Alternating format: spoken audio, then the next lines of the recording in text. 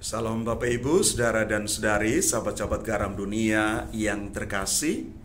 Hari ini gereja merayakan Santo Carolus Borromeus, seorang uskup. Santo Carolus Borromeus mengatakan begini untuk kita semua. Kita perlu berdoa sebelum, selama, dan sesudah melakukan segala sesuatu. Dengan doa kita menemukan kekuatan untuk menghadirkan Kristus dalam diri kita dan sesama. Bapak, Ibu, Saudara, dan Saudari yang terkasih, semangat ini yang mau kita teladani dari Santo Carolus Borromeus dan terus menggaungkannya di dalam hidup beriman kita. Dan di dalam bacaan pertama yang diambil dari surat Rasul Paulus kepada jemaat di Roma, Rasul Paulus menyatakan dengan jelas bahwa Allah tidak menolak umat Israel dan sama sekali tidak menyesali kasih karunia dan panggilan yang telah diberikan kepada mereka. Walaupun bangsa terpilih ini mengalami jatuh bangun dalam hidup beriman mereka, kesetiaan mereka kepada Allah, tetapi Allah, Yahweh, tetap memberikan kasih karunia kepada mereka. Karena dari Sion lahirlah Sang Penebus manusia dan dunia di dalam diri Yesus Kristus sendiri.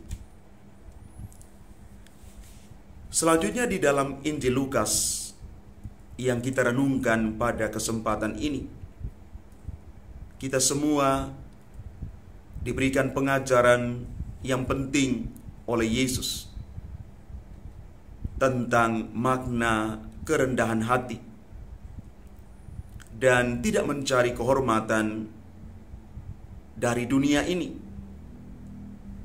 Kita memposisikan diri sebagai orang-orang terpanggil yang dimuliakan bukan karena jabatan, bukan karena popularitas, tetapi karena karakter kekatolikan kita yang menunjukkan iman kita sesungguhnya, yakni kerendahan hati itu. Maka Yesus mengatakan satu perumpamaan yang menarik untuk kita semua. Kalau engkau diundang ke pesta perkawinan, jangan duduk di tempat kehormatan, sebab mungkin ada undangan yang lebih terhormat daripadamu. Jangan-jangan orang yang telah mengundang engkau dan tamu itu berkata kepadamu, berikanlah tempat ini kepada orang lain. Lalu dengan malu engkau harus pindah ke tempat yang paling rendah. Tetapi Yesus mengatakan begini, kalau engkau diundang, duduklah di tempat yang paling rendah. Mungkin tuan rumah akan datang dan berkata, sahabat, silakan duduk di depan. Dengan demikian, engkau dapat satu kehormatan di mata semua tamu yang lain. Dan pada bagian akhir dari Injil dikatakan, barang siapa meninggikan diri akan direndahkan, dan barang siapa merendahkan diri, dia akan ditinggikan.